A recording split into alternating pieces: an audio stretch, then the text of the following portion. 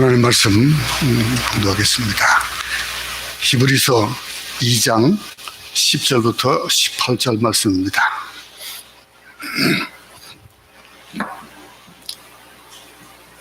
히브리서 2장 10절부터 18절 말씀,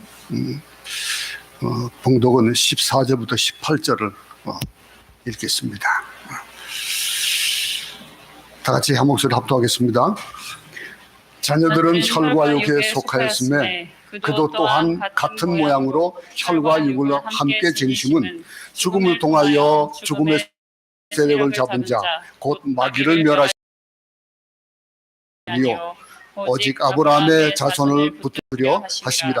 그러므로 그가 범사의 형제들과 같이 되심이 마땅하도다. 이는 하나님의 일에 자비하고 신실한 대제사장이 되어 만물이 그를 위하고 또한 그로 말미암으리가 많은 아들들을 이끌어 영광에 들어가게 하시는 일에 그들의 구원의 장시하를 고난을 통하여 온전하게 하심이 합당하도다. 거룩하게 하시는 이와 거룩하게 함을 입은 자들이 여라 부르시기를 부끄러워하지 아니하시고 이르시되 내가 주의 이름을 내 형제들에게 선포하고 내가 주를 교회 중에서 찬송하리라 하셨으며 또 다시 내가 그를 의지하리라 하시고 또 다시 볼지어다 나와 및 하나님께서 내게 두신 자녀라 하셨으니.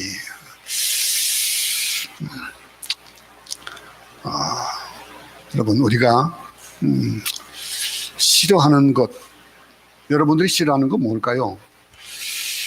우리가 없었으면 좋은 것, 어려운 일들이 없었으면 좋은 것. 저는 좀 아마 뭐라 그럴까요? 간이 적다 그럴까요? 영화를 보면요, 이런 무슨 호러 영화나 이런 걸 못 봐요. 그 다음 단계가 뭘까가 궁금해지는 것이 아니고 들여가지고 그냥 그걸 그냥 싹 넘기고 어떤 때는 눈을 감고 못 봐요. 고난 같은 거 이런 거 싫어요. 그저 내가 싫은 거 이런 것들. 여러분들도 고난을 좋아할 사람 누가 있겠습니까? 근데 고난이다라고 하는 거, 우리가 여러분 한번 여쭤보겠습니다. 고난은 유익입니까? 아니면 손해입니까? 고난을 받으면은 고난을 통해서 겪는 일들에 대한 것, 그거는 보면은 우리에게 손해를 끼치기도 해요. 우리에게 좀 나쁜 그런 영향력이 끼치지도 하고 그러는데, 참 고난에 대한 것들이 어떨 때는 손해도 되지만은 그 고난이 유익이 되는 경우가 참 많아요. 여러분, 우리 중에는 나면서부터 부모님과 같이 교회를 다니면서 예수를 믿고 그런 사람들이 있어요. 근데 대부분 많은 사람들이 신앙을 대물림하는 사람도 있지만은 대다수의 경우는 전도를 받아서 교회를 오는 경우가 많아요. 그 일들이 부모 세대가 믿는 수가 그렇게 많지 않았기 때문에 점점 그렇게 되겠습니다. 근데 전도를 통해서 예수님을 알게 된 여러분들이 아마 있을 겁니다. 근데 여러분, 신앙을 가지고 보면은 그냥 당연한 줄 알고 그 전도를 하잖아요. 근데 전도를 하는데 점점 세상이 강팍해지다 보니까 전도가 쉽지 않아요. 안 그렇습니까? 요즘 전도하면은 쉽게 전도가 됩니까? 옛날에 저희 때만 하더라도요, 전도가 좀 쉬웠어요.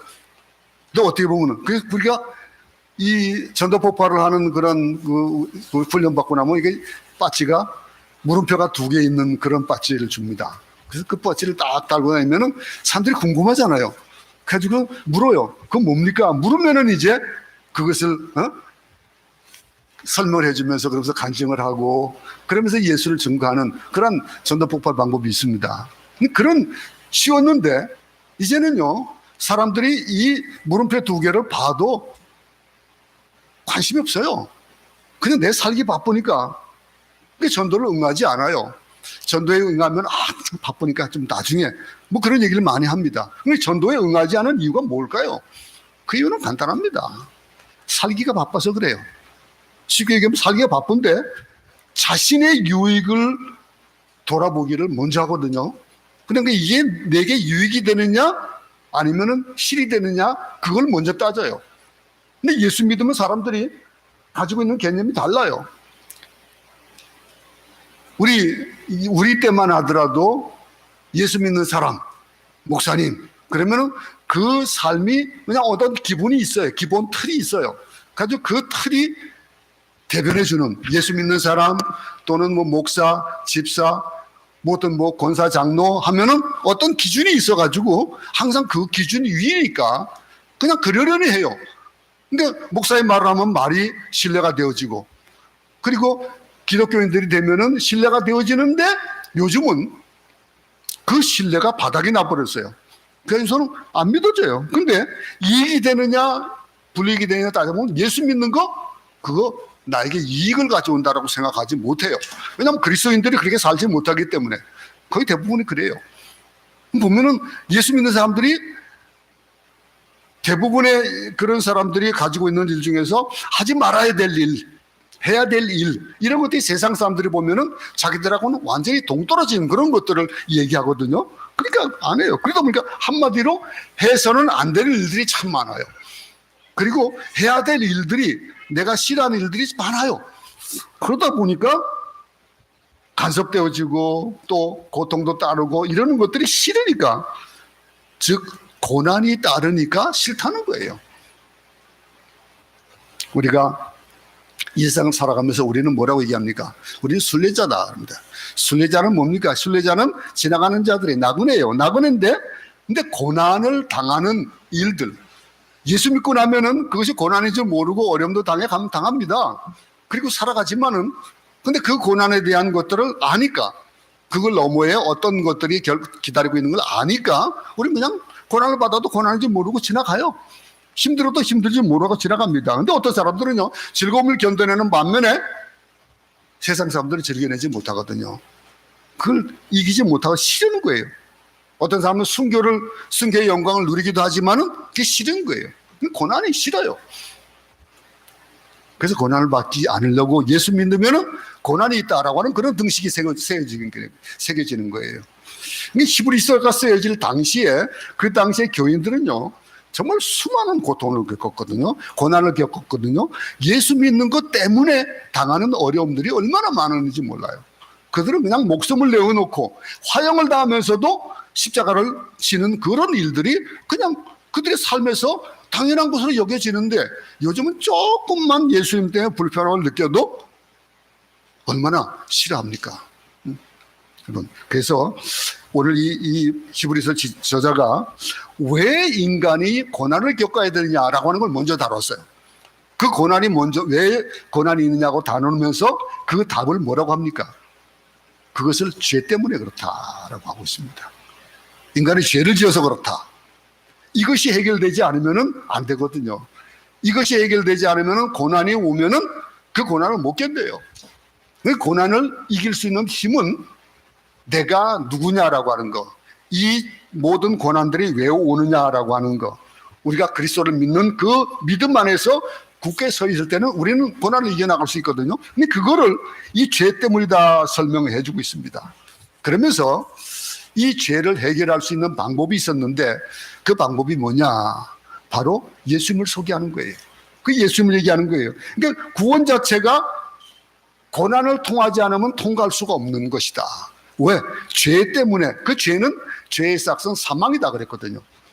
그러니 그 죄를 해결하지 않으면은 하나님께로 갈 수가 없는 것이고, 천국을 갈 수 없는 것이고, 새로운 영생을 가질 수 없는 것이다라고 하는 걸 설명하면서, 그러면서 예수님을 소개하고 그 죄를 해결할 수 있는 방법, 우리에게 오직 우리가 천사보다 잠깐 못하게 하심을 입은 자, 즉 예수를 바라보니 그랬었거든요, 앞에서. 그럼 예수를 바라본다라고 하는 거, 예수를 본다라고 하는 이 주제가 굉장히 중요한 거라는 거예요. 그걸 설명해 주기 위해 가지고 이런 얘기들을 쭉 계속 해오는 건데, 그러면요, 예수를 떠나서는 아무것도 상상할 수가 없는 겁니다. 근데 히브리서 저자가 예수님께 또 다른 칭호를 줘요. 그 칭호가 뭡니까? 구원주라는 얘기를 하고 있어요. 예수? 그 누구냐? 그분은 바로 구원주다라고 하는 거예요. 이 구원주. 그러니까 다른 사람이 따라올 수 있도록 길잡이 노릇을 하는 그런 이 구원주라는 그 뜻이, 주라는 말, 주는 실제는 선구자라는 의미를 가지고 있습니다. 그 주라는 것이. 그러면 이 선구자가 뭡니까? 파이오니어예요. 길을 먼저 찾고 먼저 앞서 나가는 사람이에요. 그게 주예요. 우리는요, 살면서 이 선구자라는 것, 내가 이렇게 갔으니까 내 길을 따라오라 라고 예수님께서 말씀하시는 거예요. 그 오라라고 하는 거, 그 말씀을 듣는 거거든요. 근데 사람들이 뭐라면, 예수님은 성자니까 할 수 있지 라고 하면서 예수님이 받았던 그 고난은 나하고는 상관없는 것 같이 생각한다니까요. 그렇게 얘기하는 거예요.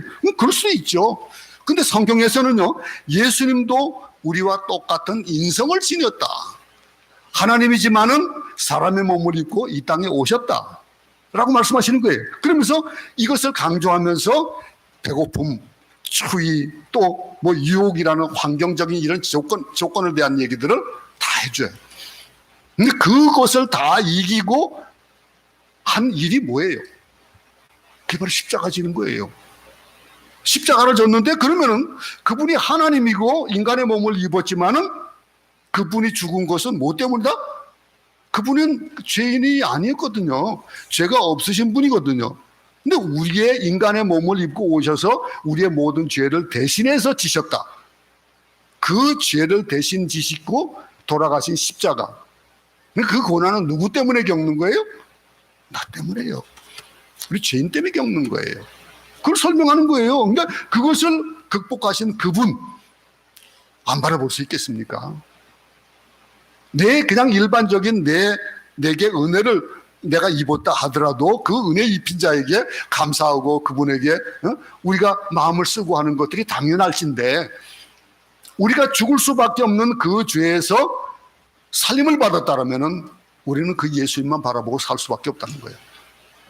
그래서 그게 예수님을 바라보자라고 하는 거예요. 그러면서 10절에 고난으로 말미암아 온전케 하심 그랬거든요. 그러니까 고난으로 말미암는, 그로 말미암은 이가 많은 아들들을 이끌어 영광에 들어가신 일에 그들의 구원의 창시자를 고난을 통하여 온전하게 하심이 합당하도다 그랬거든요. 근데 이 일이 뭡니까? 이 말은 중생을 경험한 그리스도인이라면은 하나님의 영광에 참여하기 위한 고난, 그 고난, 그 문을 통과하는 것, 그거는 당연하다는 말씀이에요. 그러면 어떤 결과가 나올 수 있을까요? 나같이 고난이 싫다 하는 사람, 그럼 무슨 얘기? 상관없는 거거든요. 나하고는요, 고난이 싫은 사람하고는 상관이 없는 거예요. 그런데 우리는 내가 받는 그 싫은 고난, 그 고난이 예수님이 대신 지셨다는 거예요. 그걸 얘기해 주고 있는 거예요. 이 온전하게 한다는 말, 또 온전하게 한다는 말은요, 완전하게 만들다는 거거든요. 완전하다는 거, 또는 완료시키다라는 거예요. 그런 완료시킨 완전한 것, 사람이 사람다워지려면은 반드시 온전케 되는 과정을 겪어야 되는 거예요. 애가 태어나가지고 응애하다가 갑자기 어른이 됩니까? 아니에요. 자라는 과정이 필요한 거예요. 그 자라는 과정 가운데서는 먹기도 해야 되고, 또 그러다 보면 병도 들기도 하고, 아이가 자라면서 어떡합니까? 막 큰절이 나가지고 막 병원도 쫓아가기도 하고 막 그럽니다. 그렇게 자라가는 거예요. 그러면서 세상을 살아가 온전하게 되는, 사람이 사람 되어지기 위해 가지고 온전하게 되는 그 과정을 우리는 뭐라고 표현할 수가 있겠습니까? 그게 고난이라는 거예요. 다른 말로 하면은 훈련받는, 운동선수들이 훈련받는 그 훈련. 근데 그 훈련을 받으면 어떻게 됩니까? 강건해지고 더 능숙해지고 더 좋은 기록이 나타나고 성적이 나타나고 하는 거예요. 근데 그걸 위해 가지고 훈련이 없으면 안 되거든요. 그 준비를 안 하면 안 되거든요. 그 온전케 하심에 대한 것, 완전하게 한다라고 하는 이 온전케 하심, 온전하게 하심이 합당하도다, 이렇게 10절에 얘기하고 있는 거예요. 우리가 이 합당한 이 일들을 위해 가지고 우리가 해야 될 일은 뭐예요? 바로 대제사장이신 예수님, 그분이 우리의 구원주시다, 그분이 중심이다라고 하는 거예요. 거룩하게 하시는 이와 거룩하게 함을 입은 자들이 다 한 근원에서 났다라고 하고 있는 거예요. 그러면서 히브리서는 우리에게 구원의 주님이시요 대제사장이신 예수 그리스도를 바라보라라고 1장에서 얘기하고 있는 거예요. 그래야죠. 이제 오늘 이 말씀은 조금 어려워져요. 그래서 미리 지금 설명을 다 드리고 말씀드리는데, 잠깐 졸면은 아마 이해를 못할 겁니다. 톡톡히 들어야 돼요. 왜? 내게 구원을 주신 그 구원이 얼마나, 내 이 고난에 대한 것들이 얼마나 귀한 것인지를 알아야 되기 때문에. 그걸 모르면 감사할 수가 없어요. 그걸 모르면 우리가 살아가기 힘든 거예요. 오늘 이 본문에 2장 10절부터 18절에서는요, 한 걸음 더 나가서 뭐라고 합니까? 자비롭고 충성된 대제사장이신 예수 그리스도에 대해서 살펴봐야 되거든요. 근데 예수 그리스도, 그분이 그냥 오래전에 계셨던 한 분, 성자 같은 한 분, 그렇게 되어지면은 나하고는 아무 상관없는 분이 되어지면은 이 구원에 대한 것들이 나하고는 또 아무 상관이 없다라는 건 그걸 주는 거예요. 그래서 예수 그리스도는 우리에게 어떤 모습으로 오시면 긍휼과 자비의 모습으로 보여주시는 거예요. 그러니까 우리 구원의 근거가 어디 있습니까? 그 구원은 예수님과 하나님의 그 긍휼하심과 자비하심에 우리의 구원이 있는 거예요. 여러분, 하나님의 긍휼과 자비, 예수 그리스도의 긍휼과 자비를 이해하지 못하면은 절대로 하나님의 구원을 이해할 수가 없습니다. 그 구원에 대한 것들이 우리의 삶 가운데서 뇌리에 떠나지 말아야 돼요. 여러분들 삶 가운데서 뇌리에 떠나지 않고 있는 일이 뭐가 있습니까? 우리 며느리하고 우리 손주들이 이제 한국을 가요. 그러면 분명히 우리 며느리의 머릿속에는 지금 한국 가는 일이 아마 큰 부분으로 지금 차지하고 있을 거예요. 한국 가서 어떡할까? 어떡하는 가는 거. 요즘 이제 코비드 시대다 보니까 뭐 방역도 해야 되고 뭐 가서 격리도 해야 되고 여러 가지 또 그거에 지금 막 정신이 쏠려 있어가지고 아마 그것을 결정하기 전에 일들과는 지금과는 그 프로테지가 다를 거예요, 아마. 뭘 생각하고 있습니까? 뭘 생각하고 있어요, 지금? 그거예요. 근데 우리가 예수에 대한 생각, 예수님을 바라보고 있는 사람이라면 우리 삶 가운데서 예수님이 차지하는 비중이 크다는 거예요. 근데 여러분 삶 속에서 그 예수님을 바라보는 비중이 얼마나 됩니까? 얼마나 비중이 되냐 이거예요. 그 예수님을 바라보자라고 하는 거예요. 그러면서 하나님의 자비하신 마음을 이해하고 그리고 그리스도를 이해하기 위해서 우리가 바라봐야 될 그 예수에 대한 설명을 지금 쭉 하고 있는 거예요. 11절부터 이어서 18절까지 쭉 이어서 그 설명을 지금 하고 있는 거예요. 그냥 읽으면 참 어찌 보면 이해하기가 참 쉽지가 않아요. 그런 얘기들. 이거를 좀 이해하기 쉬우려면은 여러분 현대인의 성경 같은 그런 걸 봐도 돼요. 그런 걸 보면서 아마 이해하기 쉬울 거예요.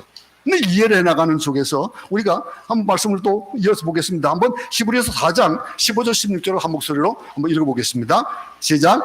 우리에게 있는 대제사장은 우리의 연약함을 동정하지 못하실 리가 아니요 모든 일에 우리와 똑같이 시험을 받으시니로되 죄는 없으시니라. 그러므로 우리는 긍휼하심을 받고 때를 따라 돕는 은혜를 얻기 위하여 은혜의 보좌 앞에 담대히 나아갈 것이니라. 우리가 지금 이 시간에 우리가 해야 될 일, 하나님의 은혜의 보좌 앞에 담대히 나아가는 그 일이 뭐냐라고 하는 거예요. 그 시험을 받으시니 이게 죄 때문이라고 우리 고난이 있다고 그랬는데 그분은 그렇지 않다는 거예요. 근데 우리는 그 긍휼하심을 받고 때를 따라 돕는 그 은혜를 얻기 위해서 그래서 은혜의 보좌에 나가야 된다. 이렇게 설명하고 있는 겁니다. 에베소 1장 7절을 이어서 보겠습니다. 시작. 우리는 그리스도 안에서 그의 은혜의 풍성함을 따라 그의 피로 말미암아 속량 곧 죄사함을 받았느니라 그랬습니다. 구속, 죄사함, 즉 우리의 구원은 예수 그리스도의 은혜의 풍성함과 긍휼과 자비의 기초에서 이루어진 것이다 라고 하는 거예요. 여러분, 예수님의 긍휼과 자비가 없었던들 우리가 어떻게 하나님 앞에 담대히 나갈 수 있겠습니까? 여러분, 우리가 지금 예배의 자리에 나온 거 지난 2주간 얼굴 못 보니까 교회 못 나오니까 어떻습니까? 좋습니까? 새벽 기도 안 하니까 어떻습니까? 좋습니까? 우리 권사님 고백이 이제 제 아내를 통해서 들었는데 못 살겠대요. 새벽 기도를 안 하니까. 또 우리 집사님이 우리 권사님이 성령님은 좀 떨어져 있는 것 같다고 그런 얘기도 또 하시더라고요. 이런 얘기들. 우리 집사람 새벽 기도를 꼭 해야 되겠다고 예배를 드려야 되겠다고 하는 얘기도 들었어요. 그게 우스갯소리를 듣는 게 아니잖아요. 그죠? 삶 가운데서 여러분들이 새벽에 우리가 말씀을 보면서 아마 여러분들이 새벽 기도 때에 우리 본문 보던 그런 과정들 그것들이 아마 안 들임으로 인해 가지고 조금씩 멀어질 수도 있었을 거예요. 근데 어떻습니까? 하나님께 나가지 않으면은 그 은혜의 보좌 앞에 담대히 나가지 않으면은 못 사는 거예요. 밥을 먹지 않으면은 못 견디듯이 응? 배고파서 못 견디듯이 우리는 영의 양식을 먹고 살아야 되는 거예요. 그 이유가 뭡니까? 하나님의 긍휼하심과 자비가 없었던들 우리는 하나님 앞에 담대히 나갈 수 없었다는 거예요. 이어서 또 그 히브리서 4장 16절을 보면요, 16절에 뭐라고 했습니까? 앞에 긍휼하심을 받고 때를 따라 돕는 은혜를 얻기 위하여 은혜의 보좌 앞에 담대히 나간다 그랬거든요. 근데 우리가 긍휼하심을 받아서 은혜의 보좌 앞에 담대히 나아갈 수 있다라고 말하는 거, 이거 특권이에요. 이거 아무나 갈 수 있는 게 아니고요. 아무나 할 수 있는 게 아니에요. 진정한 사랑은요, 상대방의 좋은 점뿐 아니라 나쁜 점, 약점까지도 사랑하는 거예요. 여러분들 남편, 아내들, 여러분들의 짝지들이 다 좋습니까? 어떻습니까? 다 사랑스럽습니까? 안 그렇잖아요. 살다 보면은 싫은 것도 있고 미운 것도 있고 그래요. 대부분의 사람들이 그렇습니다. 결혼할 때는요, 상대방의 좋은 점을 봐요. 좋은 점만 보고 나쁜 점이 안 보이는 거예요. 눈에 콩깍지가 끼인다고 표현하잖아요. 그렇게 되는 거예요. 그런 사람들은 좋은 점뿐 아니라 그 사람의 약점, 부족한 부분까지도 사랑할 마음이 생기면 그때 결혼하라, 이렇게 충고를 가끔 저는 합니다. 사랑하는 사람에게 결혼을 하겠다라고 하면, 우리는요 좋은 점만 보고 결혼하다 보니까 나중 가면은 나쁜 점들이 두각되어지고, 그러다 보니까 막 실망하고 그러는 거예요. 근데 그것까지도 다 감싸 안을 수 있을 때 그때 결혼해야 되거든요. 좋은 것만, 상대방의 약점까지 사랑할 수 있을 때 진정한 사랑이 나타나는데, 그 약점은 뭐예요? 스스로 고칠 수 없는 겁니다. 여러분들이 스스로 고칠 수 있습니까? 잘 안 돼요. 고칠 수 있는 것이라면 아마 벌써 고쳤을 거예요. 왜냐하면 내가 지금 잘못하는 거, 내가 나를 보면 싫어할 만한 것, 그거를 내 사랑하는 사람이 나를 보면 이거 싫어하겠다 싶으면 고쳐야지. 그러면 고쳐지는 것이라면 뭐 걱정이 되겠어요? 못 고쳐지니까 그게 티격태격해가지고 되고 싸움이 되고 그렇게 되는 거예요. 질병에도 고칠 수 없는 질병이 있습니다. 가정 문제도 고칠 수 없는 것들이 있고, 밖으로 내놓기에 부끄러운 문제들도 없잖아 있을 거예요. 여러분, 우리가 이 모든 것들 주님은 알고 계신 거예요.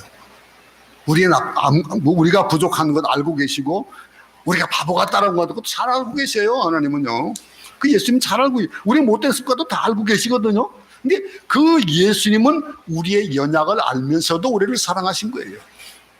하나님의 사랑이 그 사랑이에요. 이게 진짜 사랑 아닙니까? 누군가 당신들의 좋은 점만 보고 사랑한다면은 아마 제대로 숨을 쉴 수 없을 겁니다.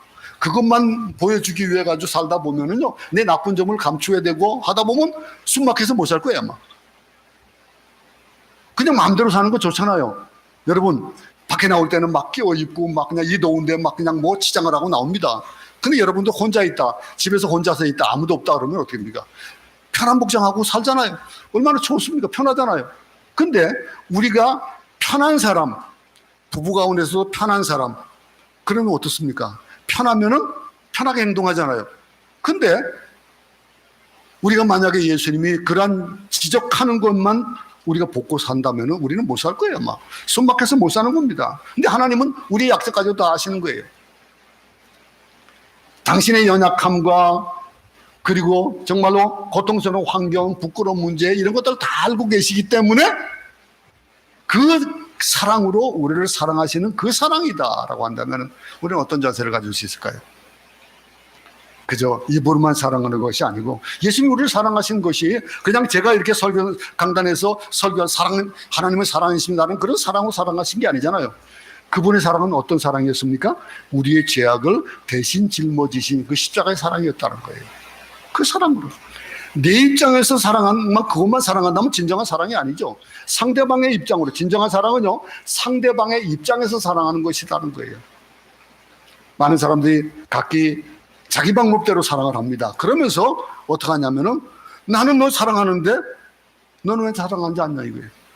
나는 너에게 이렇게 하는데 왜 너는 안 하느냐 이거예요. 그 기준이 어디 있습니까? 내 기준에 있는 거예요. 항상 나는 잘하는데 상대편이 못 느꼈다. 제가 제 아내한테 막 꾸지람 듣는 얘기 중에 한 가지가 뭐냐면, 사랑한다라고 하면은요, 사랑하는 그 사랑이 왜 내가 못 느껴지지 그런다고요. 그럼 할 말이 없어요. 네? 안 그래요? 느껴져야 되는 거예요. 우리가 살아가면서. 그러니까 이 상대방을 오히려 괴롭게 할 것이 아니라 그 모든 것들, 부부싸움을 하는 거, 가만 보면요, 서로 사랑하지 않기 때문에 안 싸우는 게 아니에요. 그 싸우는 이유들이 뭘까요? 다 자기 입장으로 자기 생각만 하기 때문에 그런 거예요. 상대방의 입장 생각하면 안 돼요. 자기 방법대로 하지 않는다고 싸우는 거거든요. 근데 보세요, 나는 너를 이렇게 사랑하는데 왜 너는 왜 이렇게 못하냐 이거예요. 근데 예수님은 어떻게 합니까? 그러지 않으셨어요. 예수님은 그게 아니에요. 상대의 방법으로 해주어야 사랑받는 느낌을 받잖아요. 그것이 바꿔서 생각하면 우리가 그렇게 해야 된다는 거예요. 내가 받는 거, 내가 받아서 좋다라고 하는 것이 어쩌면 상대방이 나에게 해준 것이 힘든 일일 수 있어요. 근데 그거를 해달라는 거예요. 무조건적으로. 왜 내 걸 강요합니까? 근데 하나님은, 예수님은 안 그러셨어요. 다 아셔요. 다 아시는데도 불구하고 우리가 똑같은 처지가 되셔서 우리의 모습대로, 우리의 방법대로 우리는 인간을 사랑해 주셨기 때문에 우리가 그 사랑을 받게 된 거예요. 만약에 하나님인데 하나님에서 그냥 너를 용서했다 그러면은 무슨 의미가 있을까요? 인간의 몸으로 모든 것들을 체휼하시고 그리시고 사랑하셨던 그 사랑으로 우리의 고난도 아프시기도 하셨고 눈물도 흘리셨고 배고픔도 아시고 그러신 거예요. 그 고난을 받으신 거예요. 이 예수 그리스도의 방법입니다. 이 방법, 사랑을 하면 이렇게 해야 되는 거거든요. 인간이 가진 모든 연약함을 체휼하셨고 굶으시기도 하고 배고프고 마지막에 아프신 거예요. 그 고난, 패션 오브 크라이스트 보면 얼마나 정말 괴롭습니까? 그저 그냥 채찍질하고 때리는 그것이 우리가 만약에 조그만 상처만 나도 아픈데 하다못해 개미에게 조금만 물려도 그렇게 아프고 그러는데 그 상처가 나고 피가 흐르고 그런 그 고난, 우리가 똑같은 인간의 몸을 입고 오셔서 베풀어 주신 그 사랑을 하셨다는 거예요. 그걸 얘기하는 거예요. 그러면서 그 사랑에 우리에게 보상을 요구하지 않으셨다라고 하는 거예요. 내가 너를 이렇게 사랑했으니까 너는 나를 해야 된다. 안 하셨다는 거예요. 그 대부분의 사랑은 어떻습니까? 우리가 교회 오면 섭섭해하는 그런 것들이 좀 많을 수 있어요. 섭섭함이 왜 섭섭합니까? 섭섭함을 안 느껴본 적 있습니까? 여러분들 살다 보면은 인간관계에서는 섭섭함이 있어요. 특별히 교회에서도 그래요. 어떤가? 나는 열심히 봉사하는데 목사님 못 알아줘요. 그렇다고 모르는 거 아닙니다. 목사 다 알아요. 표현할 줄 몰라가지고 표현의 방법을 몰라서 그렇지. 응? 그리고 교회에서 열심히 봉사하면은 은연중에 우리는 그 보상을 받고 싶어요. 그래서 섭섭한 거예요. 예수님은 십자가 지셨지만 우리에게 보상 요구하지 않으셨어요. 내가 이렇게 살았으니 너희 이렇게 살아라 강요하지 않으셔요. 그런데 우리가 할 수 없는 것, 그거를 할 수 있도록, 우리가 할 수 없는 것들을 할 수 있도록 해주시는 방법으로 어떤 방법을 쓰십니까? 성령을 보내주셔가지고 우리를 도우시는 거예요. 근데 그 성령의 도우심을 받는데도 불구하고 우리는 그걸 팽개쳐 버리고 내가 함부로 살면서 고난을 겪거든요.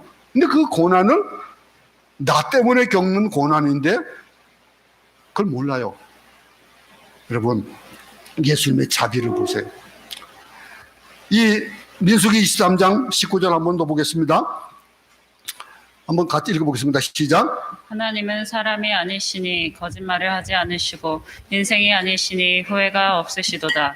어찌 그 말씀하신 바를 행하지 않으시며 하신 말씀을 실행하지 않으시랴. 자, 보세요. 하나님의 사랑은 신실하시다는 거예요. 신실함, 변함없이 신실하신 분이다 라고 얘기를 해주고 있습니다. 예수님은 우리를 구원하시기 위해서 인간의 몸을 입고 인간의 환경으로 인간의 처지로 오셨습니다. 그분이 이 세상에 오셔서 보여주신 그 모든 것들을 한마디로 하면 뭐예요? 신실함이에요.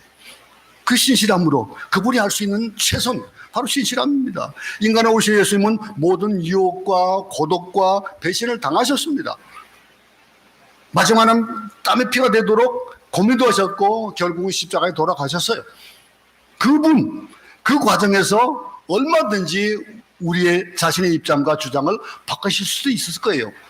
예수님께서 사탄의 유혹을 받으셨습니다. 유혹을 받으면서 뭐겠습니까? 너 꼭 십자가를 지어야 되냐? 응? 사탄이 얘기합니다. 그거 지지 않고 그냥 메시아가 될 수 있는 방법이 있지 않냐 이거예요. 그러면서 뭐라고 얘기합니까? 야, 돌을 떡으로 한번 만들어봐라 합니다. 또 어떡합니까? 그러면 사람들이 너를 메시아로 보지 않겠냐 이거예요. 근데 돌을 떡으로 만드는 방법을 어떤 분 하셨어요. 무엇일까요? 보리떡과 물고기 가지고 그 많은 사람들 먹이셔가지고 사람들이 어떤 마음으로 했어요. 이야, 이분이 진짜 우리 메시아다 그러고서 어떻게 했어요? 막 호산나 부르고 했던 사람이에요. 그런데 그 결과는 어떻게 나타납니까? 십자가로 나타났어요. 그리고 또 어떻게 얘기합니까? 성전 꼭대기에서 한번 뛰어내려 봐라. 그러면은 기적을 보고 사람들이 너를 천사라고 하고 천사가 너를 붙들어 줄 것이다 라고 하는 이런 유혹도 하는 거예요. 그런 속에서 예수님은 얼마든지 그 입장을 바꾸시고 할 수 있을 만한 하나님이신데도 불구하고 우리의 고난을 그대로 다 입으셨어요. 그 값이 조금 덜 치러진 것이 아니고 완전하게 치러진 구속이에요. 그 값이에요. 우리가 예수 그리스도를 주로 시인하는 모든 교회와 그리스도인들의 가장 중요한 모습이 뭐여야 될까요? 그게 우리는 신실함이 있어야 되는 거예요. 주님이 신실하셨으니 우리도 신실해야 되는 거예요. 주님이 거룩하셨으니 우리도 거룩해야 되는 거예요. 예수님을 닮고 자비롭고 신실한 사람, 그에게는 온유화가 있고 겸손이 있고 깊은 사랑이 있고 그렇지 않겠어요? 그 사람 속에서 어떤 허물과 실수도 그 앞에 가면 다 위로받고 용서받을 수 있는 넓은 가슴을 가진 그런 사람이 되어야 되는 거예요. 당연히 돼야 될 일들. 그 은혜 사람은 그렇잖아요. 은혜 사람이 동시에 그는 엄격한 만큼 공의롭고 신실해야 된다는 거예요. 근데 우리는 환경에 따라가지고 잠깐 변해요. 그래서 우리를 보고 항상 예수를 바라보라 이렇게 말씀하시는 거예요. 여러분, 예수님은요 자비롭고 신실한 제사장이었습니다. 우리가 하는 일만 보면은 당장 벌 받을 수밖에 없는 그런 일인데도 불구하고 그 자비하심과 신실함을 보여주셨거든요. 근데 오늘 이 본문의 두 번째로 또 강조하는 것이 뭐냐면 우리 구원을 위해서 참 하나님이신 예수님이 인간이 되셨다라고 하는 거. 인간이 되시는 거. 하나님과 인간 사이에 막힌 담을 헐고 인간의 죄를 친히 담당하면서 속죄할 이는 바로 하나님이신 동시에 인간이셨다라고 하는 거. 여러분, 하나님 앞에 나아갈 수가 우리 인간들은 나갈 수가 없습니다. 왜? 죄이기 때문에. 죄인으로서 나갈 수가 없는 거예요. 근데 인간이어야만 인간의 죄를, 인간의 문제를 해결할 수 있는데 어떻습니까? 이 양면성의 문제예요. 그래서 예수님은 하나님이지만은 인간이 되신 겁니다. 여러분, 오늘 본문을 통해서 예수님이 인간이 되셨다라는 사실의 의미를 한번 생각해 볼 건데 한번 그 첫 번째 의미를 한번 보겠습니다.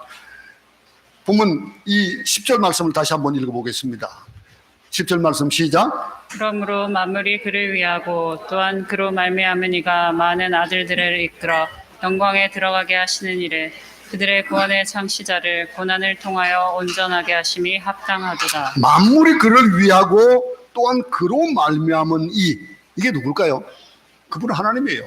그러면 이 10절 말씀은요 하나님이 구원의 주님을 인간의 모습으로 이 땅에 보내심으로써 즉 고난을 받게 하심으로써 예비하신 구원을 완성하셨다라고 하는 거예요.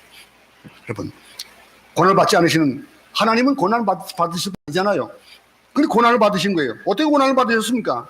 예수님께서 이 고난을 받으셨습니다. 인간의 모습으로 이 땅에 오셨기 때문에 하나님이지만은 고난을 받으신 거예요.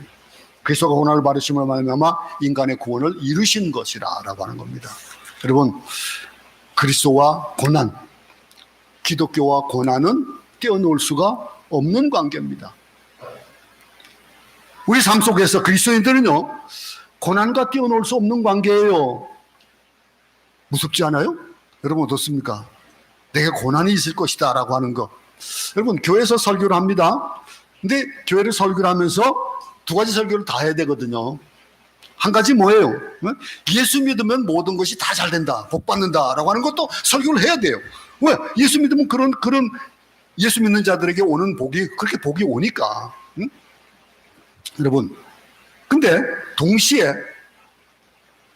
예수 믿으면은 고난도 있습니다 라고 해야 돼요.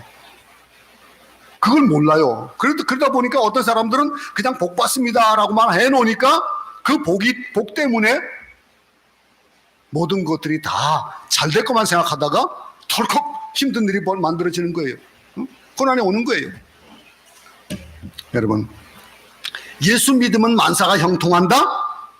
해야 되겠지만은, 그러나 그리스도를 믿으면 고난도 받고 손해도 보고 피해도 입는다라는 이야기도 해야 된다는 거예요. 11절 말씀 한번 다시 한번 보겠습니다. 거룩하게 하시는 이와 거룩하게 함을 입은 자들이 뭐라고 했습니까? 다 한 근원에서 난지라. 그러므로 형제라 부르시기를 부끄러워하지 아니하시고 그랬습니다. 여러분, 이 세상은 우리가 영원히 살 곳이 아닙니다. 그리스도는 이 세상에 죽으러 오셨어요. 그죠? 그죠? 죽으러 오신 거예요. 이 세상은 우리가 영원히 살 곳이 아니다라고 하는 거, 그걸 부인할 사람 있습니까? 없어요. 예수 믿는 사람들에게는 없습니다. 이 죄 많은 이 땅에 살면서 거룩한 하늘나라를 바라보는 우리는 당연히 고난에 직면하는 겁니다. 그 고난, 이 고난의 문제는 우리가 더 깊이 생각해 봐야 돼요. 고난이 없으면 얼마나 좋을까요? 그렇지만은 받는 거예요. 우리가 고난을 받는다? 그러면 예수 잘 믿는데 고난을 당한다? 그러면 억울하지 않을까요? 왜 예수 믿는데 이렇게 고난을 받아야 되냐? 왜 힘들어야 되느냐라고 하는 거. 우리 2주 동안 대면에서 예배를 못 드렸었어요. 그러다 보니까 여러분들 보고 싶은데 못 봤어요. 방법이 없잖아요. 그죠? 그런데 이렇게 보니까 또 얼마나 좋은지 몰라요. 여러분, 우리가 살다 보면요, 이 우리 중에서요, 어떤 사람들이 이런 사람이 있을 수 있어요. 아까도 말씀드렸지만은 고난을 받는데 그 고난의 출처로 생각하지 않고 무조건 고난에 대한 것만 생각하는 사람이 있어요. 우리가 받는 고난들, 그 고난에 대한 것들, 마땅히 받아야 될 고난을 받는 경우가 있어요. 내가 한 행실 때문에, 내가 한 그 일들의 결말로 고난이 오는 경우가 있는데 그걸 잘 깨닫지 못하는 경우가 많아요. 그러면서 억울한 고난이라고 생각하는 거예요. 그러면서 내가 예수 믿으면서 받는 고난이다. 그러면서 이게 복되다. 이렇게 얘기한다니까요. 이런 착각이 없기 바랍니다. 돌이켜볼 수 있기 바랍니다. 고난이라는 건 가능하면 하나님은 우리에게 고난을 주려고 하지 않으셔요. 고난을 넘어갈 수 있도록 해주셔요. 그러면은 우리에게 고난이 있는 것은 그 고난에 유익이 있기 때문에 그 고난을 깨닫게 하시고 고난을 주시거든요. 그것을 통해서 우리는 깨달음이 있어야 되는 거예요. 근데 내가 행한 일 때문에 고난을 받는 그 일 속에서 내가 그리스도 때문에 고난을 받는다, 이런 말을 함부로 하면 안 된다는 거예요. 그리스도 안에서 살아가면서 그리스도인들이 세상에서 받는 고난 속에는 구속에 대한 구속이 있습니다. 그 구속, 희생 속에 사랑이 있고 기다림 속에 소망이 있기 때문에 그렇거든요. 그러면 예수님이 우리를 위해서 돌아가시고 승리하시고 우리에게 승리를 주신 그 승리, 그 예수님, 인간이 되셨다라고 하는 그 의미를 다시 한번 동안 생각해 보면요, 우리가 히브리서 그 2장 11절을 한번 또 보겠습니다. 정말 거룩하게 하시는 이와 거룩하게 함을 입은 자들이 다 한 근원에서 났다. 그러므로 형제라 부르시기를 부끄러워하지 아니하시고 그랬는데, 예수님과 우리 사이를 뭐라고 얘기하셨습니까? 뭐라고 표현했어요? 형제 사이로 바뀐 거예요. 그 의미, 인간이 되시다는 그 의미, 얼마나 모릅니다. 자비롭고 충성스러운 대제사장이신 그리스도는 요한복음에서 우리를 가르쳐서 뭐라고 했습니까? 우리가 친구다 그러셨어요. 친구다. 너희는 나의 친구요 그랬습니다. 히브리서 말씀에서는 우리가 그분과 형제다라고 했습니다. 거룩하게 하시는 그 힘을 받은 자, 거룩하게 함을 입은 자들은 창조주와 피조물 관계이면서 예수님과 성도의 의미를 우리는 생각할 수 있는 거예요. 이게 다 뭐라고 했습니까? 한 근원이다 그랬습니다. 한 근원이다. 한 기원이라는 거예요. 근원이 어디입니까? 하나님이에요. 다 하나님으로부터 온 그 하나님에게 났다라고 하는 것. 우리를 하나님의 자녀 자리까지 높이 올려주셨고 그리스도의 형제 자리까지 위치 올려주셨고 우리를 친구라고 하셨던 그 예수님은 우리를 하나님의 자녀요 당신의 형제라고 불러주십니다. 그러면서 히브리서 2장 14절에서 뭐라고 합니까? 하나님의 자녀와 한 모양으로 혈육에 속했다라고 말씀하셨거든요. 여러분, 이게 구원의 실제가 가능하도록 한 모습이에요. 우리가 살아가면서 우리가 이렇게 충성스럽고 자비로우신 대제사장이 무엇 때문에 오셨는가 하는 그 결론을 우리는 짚고 넘어가야 되는 거예요. 그 결론이 오늘 17절 말씀입니다. 17절, 그가 범사에 형제들과 같이 되시니 마땅 이는 하나님의 일에 자비하고 신실한 대제사장이 되어 백성의 죄를 속량하려 하심이라. 백성의 죄를 구속하려 하십니다. 속량하려 하십니다. 라고 하는 거. 그러면 이 예수님이 우리에게 오신 그 이유, 그 목적을 얘기하고 있는 거예요. 이 땅에 오신 이유가 그거예요. 그럼 왜 예수를 믿습니까? 예수를 믿는 이유, 그거는 뭐예요? 우리가 구속함을 받기 위해서, 구원받기 위해서 예수를 믿는 거예요. 그죠?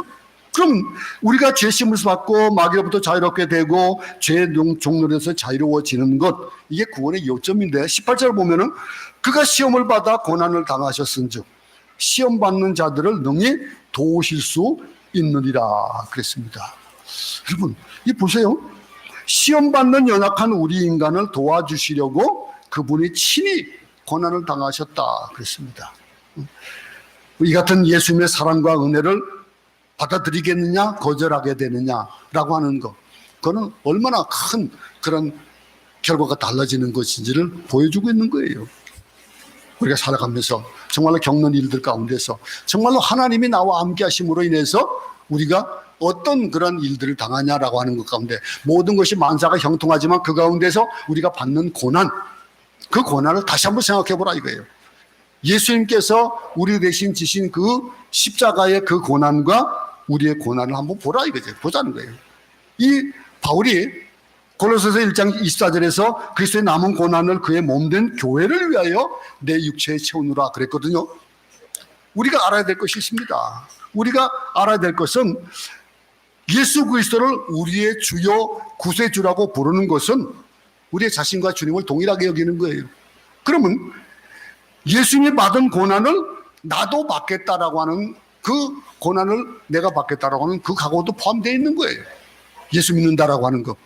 근데 그거는 예수님이 고난을 받으라고 해서 받는 것이 아니고 예수님이 나 때문에 받으셨기 때문에 그것이 감사하고 고마워서 내가 고난을 받는 거예요. 이 일들, 고난은 그럼 어떤 유익이 있기에 그걸 받느냐라고 하는 거예요. 고난을 통해서 우리가 주님과 교제를 나누는 거예요.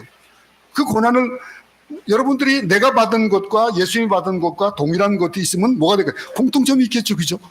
아, 이런 내가 받는 이런 것 때문에 예수님이 받으셨구나라고 하는 것, 이런 것들, 고난은 이런 유익들인데, 그러면은요 우리가 어떻습니까? 이 14절부터 15절에 보게 되면 우리 종로로서에 대한 고통에 대한 얘기들도 해주고 있습니다. 우리가 그리스도가 없었을 때 우리가 선택할 수 있는 단 한 가지는 뭘까요? 그거는 사탄에게 종로로 타는 것밖에 없는 거예요. 근데 주님을 영접한 지금 어떻습니까? 주님은 마귀를 제거한 것 아니에요. 제거한 것이 아니고 다만 마귀를 무기력하게 만들어 주신 거예요. 그러면서 우리가 때때로 우리가 죄의식을 느낄 때도 있어요. 지난 날에 그 마귀가 왕노릇할 때 우리 영향이 우리에게 있을 수 있습니다. 그런데 다른 사람에게 주었던 상처들, 또 슬픔들이 우리로 하여금 과거를 회상하게 하기도 해요. 근데 그런 속에서 우리가 가질 수 있는 것이 뭡니까? 우리 실패하는 것들, 실패가 뭡니까? 고통을 받습니다. 실패는 실로 고통스럽고 매우 힘든 것이에요. 그죠? 근데 그것을 깨달아 알므로 인해서 하나님이 나를 위해서 고난받으신 그 고난을 깨달을 수 있다라고 하는 거예요. 우리 깊은 상처를 주지만은, 근데 히브리서 저자는요, 우리를 바른 길로 이끌기 위해서 우리의 관심을 자꾸 예수님께 돌리면서 예수님을 바라봐라. 예수님을 바라보고 살자는 거예요. 죄를 범했을 때 우리는 무엇을 발견할까요? 그 엄격하고 용서가 없는 율법의 제사장을 바라봅니까? 아니면은 뭡니까? 구원받은 성도는 피난처가 되시는 예수님을 바라볼 수가 있는 겁니다. 여러분, 우리가 시험은 고통이지만은 우리가 잊지 말아야 될 것은 예수님께서도 그런 시험과 고난을 겪으셨다는 사실. 그 주님은 이런 시험에 고통당하는 자들의 도움이 되실 수 있다는 점입니다. 18절을 다시 한번 직역해보면 그가 시험을 받아 고난을 당하셨으므로 시험 받는 자들 능히 도우실 수 있느니라 라고 하는 건 뭡니까? 그는 부르짖는 자에게 달려갈 수 있다라고 하는, 이렇게 직역할 수 있는 거예요. 시험 받는다고 생각해야 될 때 우리가 해야 될 일은 오직 주님께 부르짖는 것밖에 없다는 거. 우리가 힘들 때 우리가 갈 수 있는 곳, 예수님이시라는 것, 고난이라는 것은 그 고난이 무엇 때문인지라고 하는 것, 우리 고통을 주는 그 고통을 주시기 위해서 그럴까요? 그게 아니라는 거예요. 그러면 우리가 고통에는 무엇이 따를까요? 그 영광이 따르는 거예요. 고통에는, 우리의 고난은 타인의 고통을 이해하고 동정할 수 있는 체험을 제공해 주기도 하고요. 그리고 그 고통, 우리의 고난은요, 우리가 주님만 의지하고 순종하도록 만들어 주시는 거예요. 마지막으로 우리의 고난은 우리가 그리스도와 닮은 삶을 살고 있다라고 하는 것을 증명하는 겁니다. 그러니 이 고난 유익입니까? 아니면 뭡니까? 우리의 고난은 유익입니다. 그 고난을 고난으로 여기지 말고 감사함으로 받을 수 있는 우리의 삶이 되어지기 바랍니다. 우리가 예수님 때문에 겪는 여러 가지 어려운 일들을 그 속에서 우리가 예수님이 우리를 사랑하시는 그 고난에 대한 그 감사가 날마다 넘치는 우리 모두가 되시기를 간절히 소원합니다. 하나님 아버지, 참 세상에 예수 믿는 자들에게 모든 것이 만사가 형통함만 있다면 얼마나 좋을까요? 그러나 우리 속에는 고난도 있고 힘든 일도 있고 어려움이 참 따라옵니다. 그런 속에서 우리가 그것을 고난으로 받지 아니하고 감사함으로 받고 또 이겨나가면서 우리에게 유익이 되어지는 그 유익을 바라볼 수 있는 믿음을 허락하여 주시고, 우리가 이 어려운 시대를 살아가고 있지만은 그 가운데 우리를 지키시고 도우하시는 그 하나님의 은총을 생각하면서 감사함으로 또 남은 한 주간 살아갈 수 있도록 은혜를 더하여 주시옵소서. 예수님 이름으로